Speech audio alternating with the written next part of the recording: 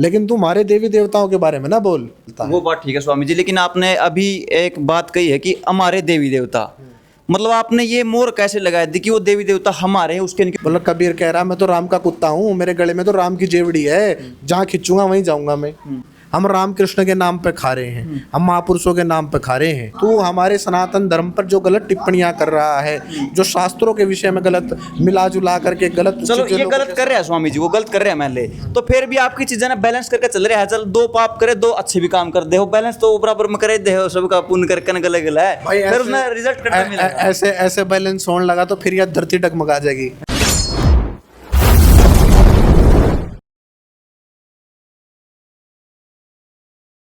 भाई राम राम सारन है, मैं हूं अजय और आप देख रहे हो जोर मीडिया। तो पिछले काफी दिनों तक एक ट्रेंड चल रहा है सोशल मीडिया पे, एक बाहर बैठा भाई धर्मेंद्र हुड्डा जो किसी ने भी चैलेंज दे दे है, किसी ने भी नु कह दे भाई यह चीज मैं बंद करवा दूंगा, पाखंडवाद होया जैसे कि नशा होया, काफी चीजें हैं, लेकिन ईब रोड़ा कड़ा हट गया है कना, जो हरियाणा में खासकर जो रामपाल के भगत बहुत ज्यादा हो रहे हैं, और एक साइड है आर्य समाजी, और इनका आपस में बेरानी के कॉन्ट्राडिक्शन रहा है, क्यों बेरानी इनके फांस फंसे रहा है। तो स्वामी जी आज हमारे साथ मौजूद है। कल इनके साथ कुछ घटना घटी है और इनके बड़े आरोप ये है कि रामपाल के जो चेले हैं उनने इनके ऊपर जो है अटैक करवाया। स्वामी जी प्रणाम। प्रणाम जी, नमस्ते जी सभी को। जी आज हम इस विषय पर चर्चा करना चाहते हैं कि जो आर्य समाजियों के बीच में और जो रामपाल के बीच में यू के कॉन्ट्राडिक्शन है, क्यों हो रहा है, ऐसा कारण की बात रामपाल के या आर्य समाज की नहीं है। बात ये है कि अंधविश्वास और पाखंड के खिलाफ हमेशा शुरू से आर्य समाज की लड़ाई रही है। लेकिन ये जो रामपाल है ये हमारे सनातन धर्म को टारगेट करता है। हमारे सनातन धर्म के जो महापुरुष हैं, चाहे राम हो, चाहे कृष्ण हो, चाहे हमारे माता सीता हो, हमारे महापुरुष हो, हमारे सनातन धर्म के मानने वाले जो संत महात्मा हैं, उन संतों के ऊपर, उन महात्माओं के ऊपर इसके चेले गलत टिप्पणियां करते हैं और इतना अभद्र बोलते हैं कि कोई शिष्टाचार भी उनके अंदर नहीं है। ऐसे ऐसे गलत शब्दों का प्रयोग करते हैं कि अगर आप वीडियो देखोगे तो कानों में उंगली दे लोगे। और मैं आपके माध्यम से कहना चाहता हूँ पूरे हिंदू समाज को, सनातन धर्म के मानने वाले प्रत्येक व्यक्ति को, कि ऐसा व्यक्ति जो सनातन धर्म पर, जो हमारे राम और कृष्ण पर टिप्पणी करता है, ऐसे व्यक्ति का पूरा समाज खुलकर बहिष्कार करे। और ये जो बीजेपी की सरकार है जो कहती है हम जो राम को लाए हम उनको लाएंगे, अर्थात जो सरकार राम के नाम पर आई है, ये लोग रामपाल के अनुयायी जब राम के विषय में गलत टिप्पणी करते हैं, अभद्र बोलते हैं, तब ये सरकार कहाँ चली जाती है।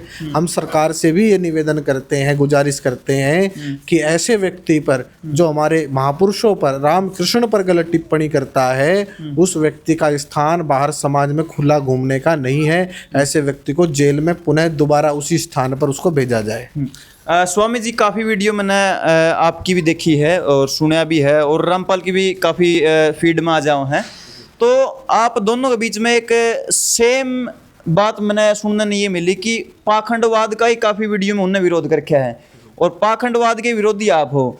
मैं समझ में नहीं आ रही है कहानी कि भाई पाखंडवाद के दोनों विरोध कर रहे हैं पक्ष, लेकिन आपस में जो तालमेल खराब होने लग रहे हैं। आप ये कह रहे हैं देवी देवताओं गलत बोल रहा है, तो जो उनकी मतलब जो गलत टिप्पणी करे नहीं, उनका जवाब आमो सामने बैठ के क्यों दिया जाता? कभी कभार ऐसा कोई सिस्टम नहीं बना? पहली बात तो ये जो आपने पहला प्रश्न किया है कि पाखंड किसको कहते हैं, पाखंड कहते हैं स्वयं को स्वयंभू परमात्मा बताकर सिद्ध कर देना।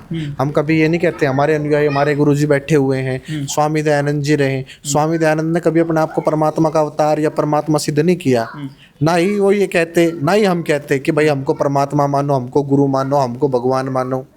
जो ये बात कहता है कि हम ही स्वयंभू हैं, हम ही परमात्मा है, हम ही गुरु हैं, सबसे बड़े गुरु हम ही हैं दुनिया में और कोई नहीं, ये पाखंड है, ये बात इसके खिलाफ है। अच्छा, एक बात और कही जाती है, वेदों में कही गई है, आत्मा सो परमात्मा, यानी कि जिस भी जीव के अंदर आत्मा है उसका सीधा संपर्क परमात्मा से है। आत्मा सो परमात्मा, यानी कि हर एक व्यक्ति के अंदर भगवान ईश्वर विराजमान है। तो मतलब फिर वो पाखंडवाद कैसे हो गया? मतलब हर जीव के अंदर ही है आत्मा। तो हर जीव के अंदर आत्मा तो है, आत्मा तो कुत्ते बिल्ली पशु पक्षी पेड़ पौधे सब में आत्मा है। लेकिन आत्मा का मतलब ये नहीं है, परमात्मा सर्वज्ञ होने से सर्वशक्तिमान है और आत्मा अल्पज्ञ है, कम ज्ञान वाली है। परमात्मा सबसे ज्यादा ज्ञान वाला है, सबसे ज्यादा शक्तिमान है। सीधे शब्दों में कहें तो ईश्वर की जो सही परिभाषा है, ईश्वर सच्चिदानंद स्वरूप निराकार सर्वशक्तिमान न्यायकारी दयालु अजन्मा अनंत निर्विकार अनादि अनुपम सर्वाधार सर्वेश्वर सर्वंतर्यामी सर्वव्यापक अजर अमर नित्य अभय पवित्र और सृष्टि करता है, उसकी उपासना करनी चाहिए। अब जैसा वेदों में शास्त्रों में ईश्वर के विषय में बताया गया है कि ईश्वर कैसा है, उसको सही सही जानना और सही सही जान करके उसको लोगों को बताना, ये है सत्य विद्या का प्रचार। ना कि ये कि मैं इसके चेले बोल देते कबीर परमात्मा है। भाई कबीर को आए हुए कितना समय हुआ है? कहीं कहते कि राम ने रावण को नहीं मारा, कबीर ने मारा। अब आप खुद विचार करो, आप पढ़े लिखे हो, राम का काल किस समय का रहा है और कबीर का किस समय रहा है? कबीर रावण को कैसे मार देगा? गीता का ज्ञान बोले श्री कृष्ण जी ने नहीं दिया, कबीर ने दिया है। कबीर जी कैसे गीता का ज्ञान दे देंगे?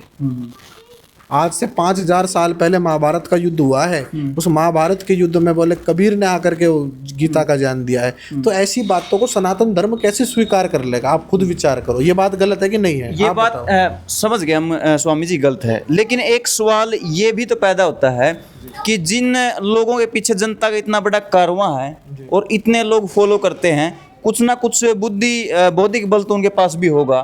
देखो सुनो मेरी बात, आज दुनिया में सबसे ज़्यादा मानने वाले लोग इस्लाम को मानते हैं और इस्लाम को मानने वाले लोगों के आपने देखे होंगे प्रत्येक देश में झगड़े हैं, लड़ाइयाँ हैं। कोई IS है, Indian Islamic state, Syria and Iraq.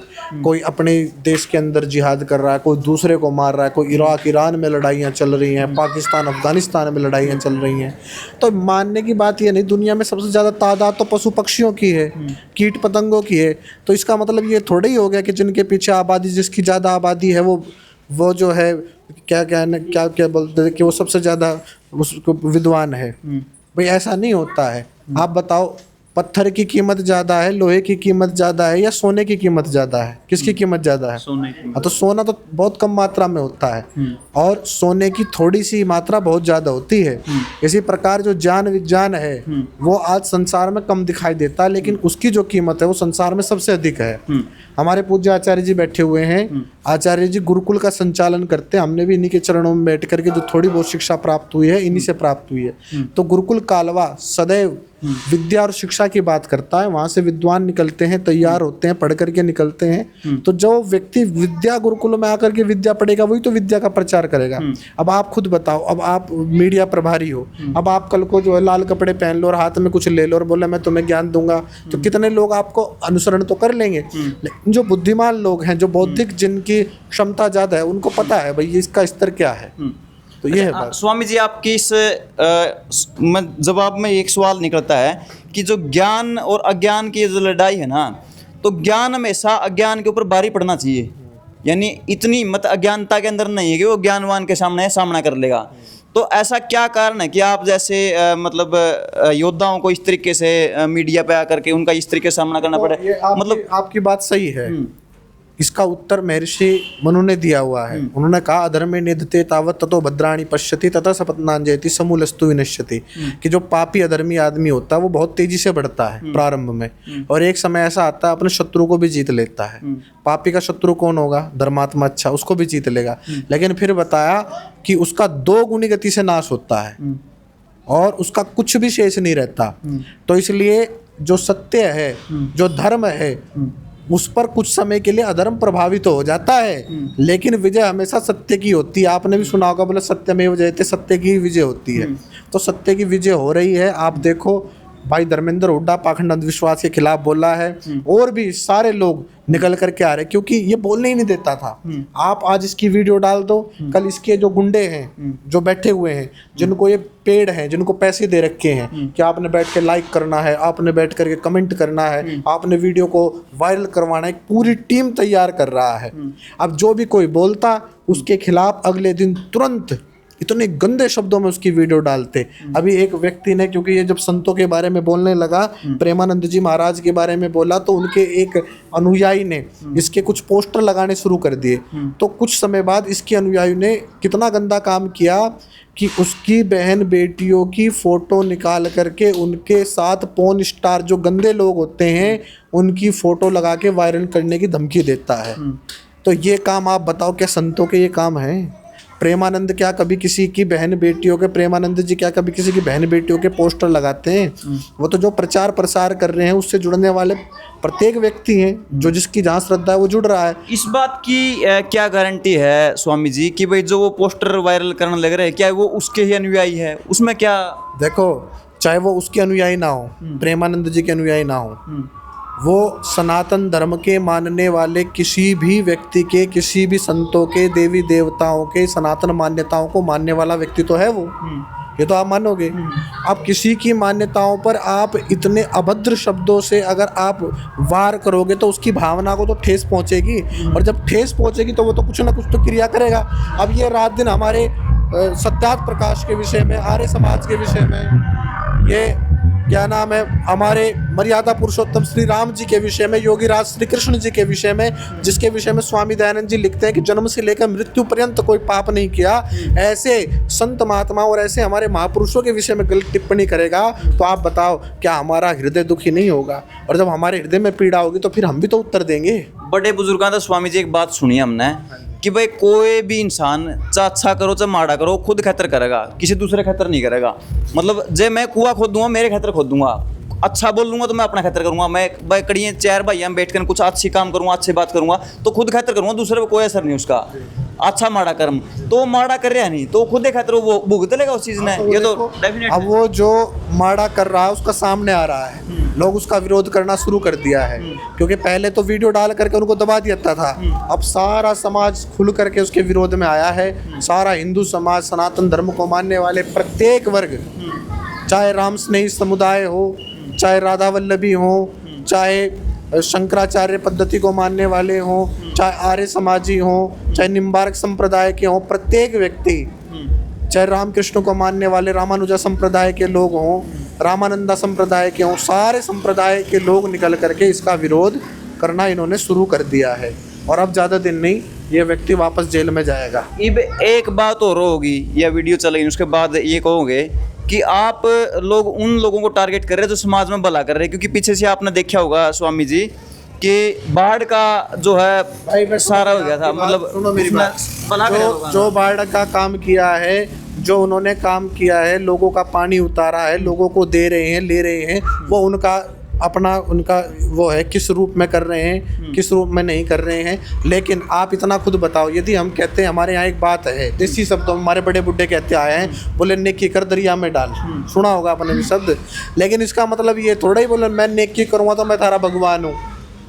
भाई मैं तेरी 2 रुपए की मदद कर दूं तो कल को तेरे पे भगवान थोड़े ही खुआऊंगा मैं कि मैं तेरा भगवान। ये बात तो स्वामी जी आप और मैं कैसे कहा, लेकिन पब्लिक एक शिष्य का समान हो, दर्पण का समान। जो उस जिनकी वो मदद कर रहा है, उसने भगवान मानने, गुरु मानने, कुछ मानने, लेकिन वो हमारे आराध्यों के विषय में, हमारे महापुरुषों के विषय में गलत टिप्पणी करेगा तो हम उस चीज का उसका विरोध नहीं कर रहे हैं कि उसने मदद की है या नहीं की है। हम विरोध ये कर रहे हैं कि तू हमारे सनातन धर्म पर जो गलत टिप्पणियां कर रहा है, जो शास्त्रों के विषय में गलत मिला जुला करके गलत, चलो ये गलत कर रहे हैं स्वामी जी, वो गलत कर रहे हैं मान ले, तो फिर भी आपकी चीजें ना बैलेंस करके चल रहे हैं। चल 2 पाप करे 2 अच्छे भी काम कर दे हो, बैलेंस तो बराबर में करे दे हो, सबका पुण्य करके न गले गला है, फिर उसमें रिजल्ट करता मिलेगा। ऐसे बैलेंस होने लगा तो फिर यह धरती डगमगा जाएगी, या धरती डगमगा जाएगी।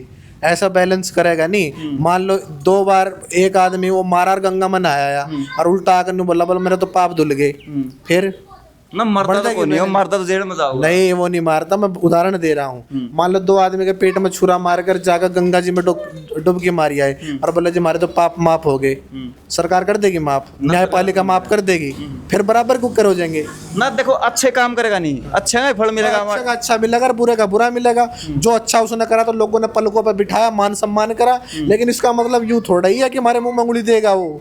हमारे साधु संतों के बारे में गलत बोल लेगा, गलत टिप्पणी करेगा, और गलत टिप्पणी करेगा तो उत्तर मिल रहे हैं। देखो जब अच्छे काम करे, भलाई करी, तो लोगों ने पलकों पे बिठा लिया था, लोगों ने मान सम्मान दिया, सब कुछ किया। लेकिन अब जब आकर के वो संतों के बारे में, महापुरुषों के बारे में, भाई रामपाल से पहले भी दुनिया चल रही होगी, रामपाल से पहले भी हरियाणा होगा, इसमें साधु संत भी होंगे, इसमें मान्यताओं को मानने वाले भी लोग होंगे। बिल्कुल। मैं आपका जब से इंटरव्यू शुरू हुआ नहीं, इसके श्रद्धा, ईश्वर, देवी देवताओं के आसपास बातें घूम रही है, लेकिन उनका एक कठोर सवाल इस विषय के ऊपर ये होता है कि भाई जितने भी मंदिर है, कितने भी देवी देवता हो, शिव का हो या फिर किसी का भी मंदिर हो, उसमें लाखों करोड़ों, जैसे कि कितना मतलब राम मंदिर में कितना चढ़ेवा आता था, वो कभी भी कोई भी मंदिर पे आने वाला चढ़ेवा किसी आम नागरिक की भलाई के लिए नहीं होता। तो वो उस समय आप क्यों नहीं बोलते? मेरी बात सुनो, जितने भी मंदिर हैं वो सरकारों के अधीन हैं, जितना भी उस पर पैसा चढ़ता है या कुछ चढ़ता है वो सब सरकारों को प्राप्त होता है, आपको ये बात पता होगी। दूसरी बात, इस देश के अंदर चाहे कोई भी धार्मिक संस्थान हो, चाहे आर्य समाज हो, चाहे अन्य संस्थान है, वो सबसे आगे चैरिटी में है। आर्य समाज सबसे ज़्यादा गुरुकुल चलाता है, पाठशालाएं चलाता है, डीएवी कॉलेज चलाता है, कन्याओं को पढ़ने के लिए गुरुकुलों की व्यवस्था करता है, बड़े बड़े अस्पताल बनाता है, बड़े बड़े शिक्षण संस्थान बनाता है। भारत सरकार के बाद अगर सबसे ज़्यादा शिक्षण संस्थान यदि कोई संस्था चलाती है तो आर्य समाज चलाता है। तो ऐसा कह देना कि केवल वही पुण्य कर रहा है, वही लोगों को दे रहा है, ये गलत वो है। बात स्वामी जी समझ गया मैं, उसकी वो जो सटीक जवाब मैं समझ नहीं पाया, उसका आप क्या कहना चाह रहे हो? चलो सरकार के अधीन है तो ऐसा क्या करे? सरकार उसको जो सरकारों से जो प्राप्त होता है वो सरकार जनता के लाभ में ही तो लगाती है। वो टैक्स जो सरकार कहाँ लगाती है उसको, ये जो राशन दे रही है वो कहाँ से, अपने घर से मोदी बना रहा है। फिर इसका मतलब जितने भी मंदिर है, नहीं जितने भगवान है या फिर जितने भी दान पत्र वो सरकार के अधीन आपने बताए, तो फिर परमात्मा ही एक सरकार ने वो कर लिया तो फिर सरकार बड़ी हुई, ईश्वर कहाँ बड़ा हुआ? परमात्मा ने भाई सरकार को जो स्थिति आज समाज में देखने के लिए आ रही है, हम किसी मंदिर विशेष या हम किसी की उसको प्रमोट नहीं कर रहे हैं। हम बात ये कर रहे हैं कि भाई जो अंधविश्वास श्रद्धा फैला, हम भी ये नहीं कहते कि हम मंदिरों के सपोर्टर हैं। मंदिरों में जो दान पात्र है, जो धनुष में चढ़ रहा है, वो जनता की भलाई के लिए लगना चाहिए, हम भी यही बात कहते हैं और हमने सदैव इसका समर्थन किया है। लेकिन दूसरी ओर आप देखो, दूसरी ओर ये कह देना कि भाई मैं तुम्हें दे रहा हूँ और तुम मुझे भगवान मानो, ये बात तो नहीं है। जो तो राम रहीम भी बहुत अच्छे काम करा करता, कन्याओं के ब्याह करवाया करता और काम करा करता, लेकिन देखो फिर बाद में क्या किया उसने, जेल में जाना पड़ा। एक बात और स्वामी जी, अपना देहात में एक बात क्या है, जिसकी खावा बाकड़ी उसके गाओ गीत, तो बाकड़ी उसकी खाओगे नहीं, हम किसी की बाकड़ी, सुनो, हम किसी की बाकड़ी नहीं खाते, हम किसी की बाकड़ी नहीं खाते भाई। और दूसरी बात, हम सन्यासी हैं, ना भिक्षा मांग के खाते। हम हमारे पास जो विद्या है उस विद्या का प्रयोग करते हैं, समाज में लोग हमें देते हैं, उससे हम अपना निर्वहन करते हैं। वो बात दूसरी बात भाई, तू दूसरे ने बाकड़ी खुआ, तू चने खुआ, तू मूंग खुआ, तू जो खुआना वो खुआ, लेकिन तू हमारे देवी देवताओं के बारे में ना बोल। हमारे देवी देवताओं के बारे में क्यों बोल रहा है तू? हमने तेरा क्या खा रखा है? और सुनो, आज तुमने बाकड़ी खुआ देगा, कल को कौन खुआवेगा? कल को किसकी बाकड़ी खाओगे? तुम तो फिर नहीं बाकड़ी खाते फिरोगे। इसमें एक बात और गड़बड़ होगी। हमारे ऋषि मुनियों का खा रहे हम, हमारे जो ऋषि मुनि थे नहीं, हमारे जो विद्वान थे, हम उनका खा रहे हैं। हम रामकृष्ण के नाम पे खा रहे हैं, हम महापुरुषों के नाम पे खा रहे हैं। आज जो हमने बाकड़ी खुआ देगा, कल कौन खुआवेगा? आप खुद विचार करो, आज तुम्हें ये दे रहा है, कल कौन देगा?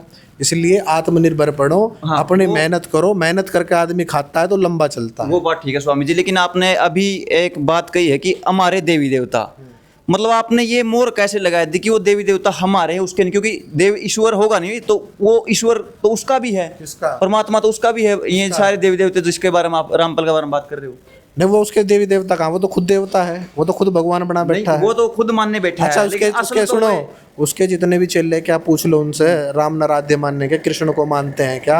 वो किसी और साधु संत को मानते हैं क्या? उनका तो एक ही है, बोलो सुप्रीम गॉड कौन? बोला कौन है? राम की बोलता नहीं, विष्णु का माँ कौन, दादा कौन और बाप कौन? बता, सबका बाप कबीर। अरे कबीर कब आया? कबीर खुद कहता अपनी किताब में, बोला कबीरा कुत्ता राम का मोतिया, मेरा नाव गले राम की जेवड़ी, जित खिंचे तित जाऊं। बोला कबीर कह रहा मैं तो राम का कुत्ता हूँ, मेरे गले में तो राम की जेवड़ी है, जहाँ खिंचूंगा वहीं जाऊंगा मैं। अरे कबीर तो राम का कुत्ता बता रहा है, अरे ये अपने आप को जो है सुप्रीम गॉड बता रहा है, ये कोई बात है?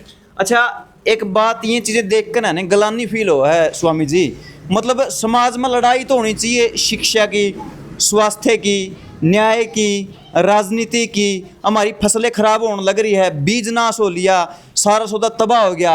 लेकिन ये झंझट कड़ा ये उड़ज कड़े रही मेरी बात सुनो, ईश्वर मतलब बात सुनो, हैं? दुनिया में सबसे अनिवार्य होती है शिक्षा, विद्या, और शिक्षा विद्या का ही पर्यायवाची देशी में नाम बताएं तो उसका नाम है धर्म। अगर हमें यूं ही नहीं पता होगा भाई हमारा मित्र कौन शत्रु कौन, बंदर क्या है, बंदूक दे दो चारों तरफ को घुमा देगा, आपके मारेगा गोली मेरे भी मारेगा। लेकिन एक पढ़े लिखे व्यक्ति को जब आर्मी की ट्रेनिंग कर लेता है उसके हाथ में बंदूक देते हैं, उसको बताते हैं भाई वो तेरा मित्र है वो तेरा शत्रु है, तो उस शत्रु पे गोली चलाता है ना कि मित्र पे। इसका मतलब तो फिर ये सारे जंतर मंतर पे स्टूडेंट इकट्ठे हो रहे थे, उनके ऊपर गोलियां चला रही थी, शत्रु थे भी। किसके गोली चलाने का मतलब शत्रु थोड़ी पढ़े हो लिखे गया। थे, उनका हाथ में बंदूक थी, वो पढ़े लिखे सुनो थे। मेरी बात है, वे पढ़े लिखे थे जब तो अपने अधिकारों के लिए लड़े और अपनी मांगों को पूरा कराया। और ये जो पढ़े लिखने की जो शक्ति सामर्थ्य था वो धर्म ने दिया, धर्म मतलब शिक्षा ने दिया, समझ गए। जो बच्चों के ऊपर लाठियां चली है ना, जो गोलियां चली है विद्यार्थियों के ऊपर, उन जिन पुलिस वालों ने चलाई लाठी डंडे आंसू वैसी गोले भी चली, प्लास्टिक की गोली भी चली है, और इतने सारे उनको ऊपर अत्याचार हुआ है, इसका मतलब फिर वो क्या वो अधर्मी है। कौन अधर्मी है? जिन्होंने गोली चलाई उन्होंने गलत किया है। बच्चे अपने अधिकारों के लिए लड़ रहे थे, कितने बच्चे आत्महत्या करके मरे बताओ, कितने बच्चे आत्महत्या करके मरे? और बच्चों ने अपने अधिकारों के लिए लड़ाई लड़ी, अपनी शिक्षा के बल पे लड़ाई लड़ी, अपनी विद्या के बल पे लड़ाई लड़ी, तो अपने जो मांगे थे उनको पूरा करवाया। इतनी मजबूत सरकार झुकी और उनकी मांगों को पूरा किया सरकार ने। आप देखो शिक्षा मंत्री ने इस्तीफा दिया कि नहीं दिया? अगर गलत ना होता तो इस्तीफा देता। तो ये बात है। तो असली लड़ाई तो हमारी यही होनी चाहिए ना कि वो अपने बच्चों का भविष्य सुधारना है। भाई बच्चों का भविष्य जब सुधरेगा जब वह पाखंड अंधविश्वास से बचेंगे, नहीं तो ये जो धार्मिक आतंकवाद बना बैठा है ना देश के अंदर, और ये जो धार्मिक आतंकवाद को बढ़ावा देने वाले धार्मिक आतंकवादी हैं, ये थारे बच्चों की खोपड़ी ऐसी बना देंगे, ये पेशाब भी करने जाएंगे तो इनसे पूछ के जाएंगे, समझ गए। इसलिए सत्य विद्या को जानो। सत्य विद्या क्या? जहाँ राम ने शिक्षा ली, जहाँ कृष्ण ने शिक्षा ली। बता रामपाल कौन से आश्रम में गया था? बता। लेकिन उसके भी नाम में तो राम ही है। किसके राम में? नो तो आसाराम के नाम में भी है, राम रहीम के में भी है, हैं? और गांव में कितनों के नाम में होगा राम? क्यों भाई? बात सारी सत्य बात यह है कि नाम रख लेने से तो माँ भी अपने बच्चे का जो डरपोक बालक होगा ना उसका नाम भी शेर सिंह रख देती है, तो इसका मतलब शेर थोड़े हो जाएगा, हैं?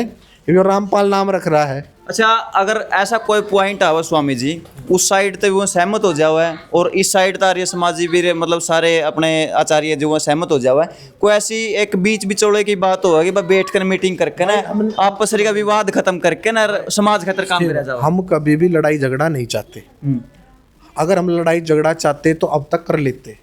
हम तो अहिंसावादी लोग हैं, सत्य को स्वीकार करने वाले लोग हैं, विद्या को मानने वाले लोग हैं। हमने बार बार कहा भाई तुम इस प्रकार की टिप्पा टिप्पणी ना करो, तुम इस तरह उल्टे सीधे ना बोलो। अगर तुम्हें कोई शंका है तो आमने सामने बैठो। हमने कई बार उन्हें शास्त्रार्थ के लिए कहा भाई डिबेट के लिए आप आओ, आप अपना जो भी ले रहे हो उसको लेकर के आओ और हमारे पास जो हम लेके बैठेंगे। आप चैनल निश्चित कर लो, आप जगह निश्चित कर लो, आप विषय निश्चित कर लो और लाइव डिबेट होने दो, इसमें तो कोई दिक्कत नहीं। लेकिन उसके अनुयायी तो ये कहते हैं कि आर्य समाजी तो भाग जाते हैं, आते नहीं। आर्य समाजी कभी भी नहीं भागे। अगर आर्य समाजी भागते तो उसने रामपाल 12 साल जेल में रह के आता। हमने तो डिबेट के लिए वहीं पहुंच गए थे, करोत्था में ही नहीं पहुंच गए थे। वहीं जाकर तो पहुंच करके हमने कहा भाई शास्त्रार्थ कर ले, तुम्हारे पास ही नहीं आता, हम तेरे पास आ गए। अब अगर ये यूं ही चाहता है कि हम दोबारा इसके पास जाएं और वहां बैठ के इसके साथ डिबेट करते तो हम उसमें भी तैयार हैं, तैयार हो जी। बिल्कुल 24 घंटे 365 दिन। चलो कल के लिए कल हमारे यहाँ हमारे गुरुकुल में, गुरुकुल आर्ष महाविद्यालय गुरुकुल कालवा में हमारे आर्य समाज के जो भी हरियाणा के मौजूद लोग हैं वो सारे वहाँ उपस्थित हो रहे हैं। आपके माध्यम से मैं सारे हमारे जितने भी मीडिया के भाई हैं जो सत्य बात को स्वीकार करके लोगों के सामने रखते हैं, आप जैसे धार्मिक सज्जन लोग हैं, वो सारे वहाँ पहुँचो और इस सच्चाई को आप लोगों के सामने पहुँचाओ। एक हमारे भाई धर्मेंद्र हुड्डा ने जो ये प्रयास किया है हरियाणा के अंदर गंद कल्चर, गन कल्चर, अश्लील नाच गाना और इस पाखंडवाद पे जो इसने कुठाराघात किया है, उस भाई को कमज़ोर मत पड़ने दो, उसका पूरा साथ दो, मजबूती से साथ दो, नहीं तो कल दोबारा कोई दूसरा व्यक्ति तुम्हारी आवाज़ उठाने वाला खड़ा नहीं होगा।